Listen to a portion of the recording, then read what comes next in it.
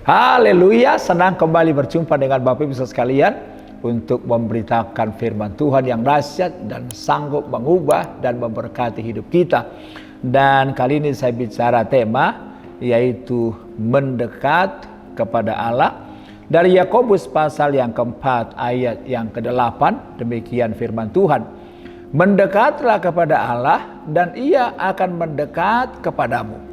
Tahirkanlah tanganmu, hai kamu orang-orang berdosa, dan sucikanlah hatimu, hai kamu yang mendua hati.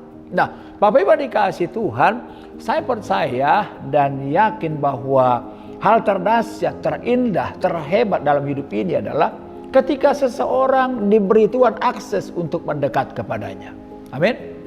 Kalau kita bisa berjumpa mendekat kepada pejabat, kalau kita bisa mendekat kepada para artis, kepada olahragawan terkenal, itu sebuah sukacita. Bahkan kita bisa mendapatkan berkat. Tetapi saya memberitahu buat saudara, mendekat kepada Allah jauh lebih penting. Kenapa? Karena Allah adalah pencipta segala-galanya.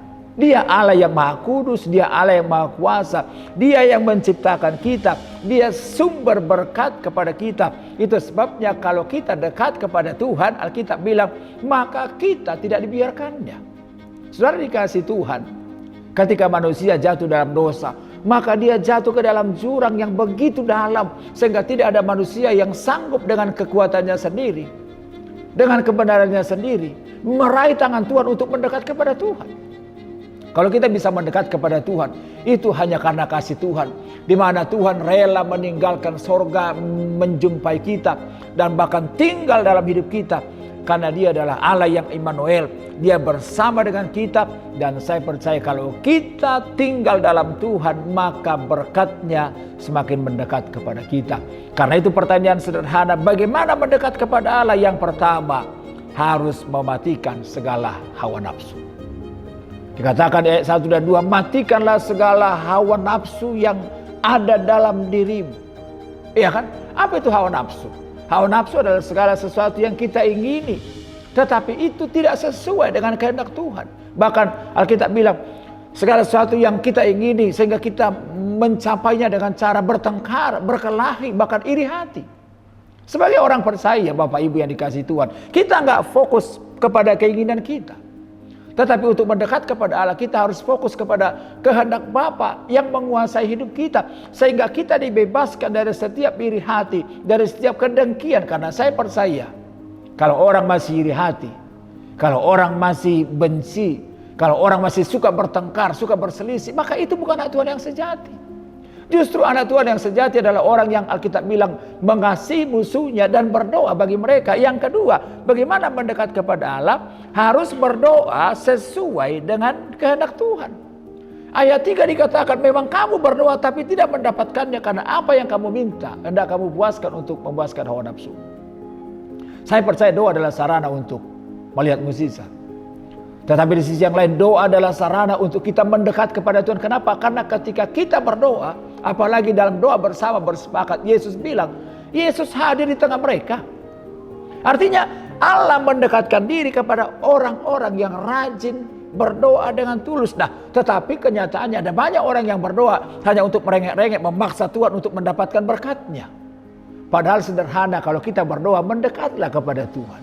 Raihlah tangannya, maka apa yang ada dalam tangannya akan diulurkannya untuk memberkati kita. Yang ketiga, bagaimana mendekat kepada Allah? Maka harus menjauhi persahabatan dengan dunia. Saya percaya sebagai orang Kristen kita harus bergaul dengan semua orang. Tetapi Alkitab melarang kita untuk bersahabat dengan semua orang. Artinya apa? Bersahabat dengan dunia artinya kita menjadi sama dengan mereka. Iya kan?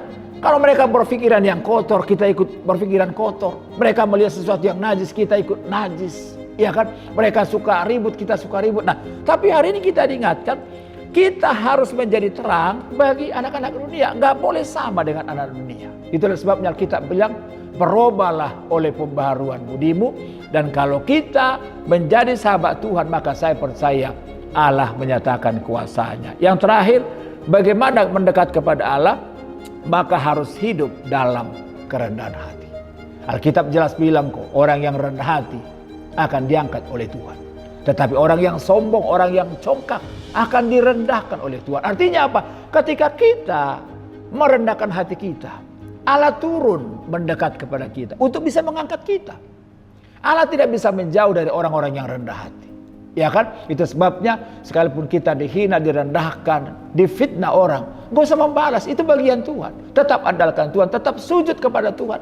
Dan ketika kita mengandalkan Tuhan, maka saya percaya hal-hal yang indah, berkat-berkat yang Tuhan siapkan buat orang yang mendekat kepadanya terlalu hebat. Puji Tuhan, saya selalu berdoa supaya setiap Bapak Ibu yang mendengarkan program ini senantiasa adalah berkat, perlindungan, dan hal-hal yang dahsyat dari Tuhan. Haleluya. Jangan lupa like, comment, subscribe, dan share. Sampai jumpa lagi di Glow Pastoral Digital Channel. Tuhan Yesus berkati. Yes. Halo teman-teman semua, buat kalian yang belum memiliki tempat ibadah tetap, yuk gabung bersama kita di GBI Glow Fellowship Center. lokasinya ada di Glow Tamres, Glow Gading Marina, Glow BSD, Glow Dynaplas, Glow Depok, Glow Majestic, dan Glow Cibubur. Kita tunggu kehadiran kalian. Tuhan dan Yesus Yesus memberkati. Amin.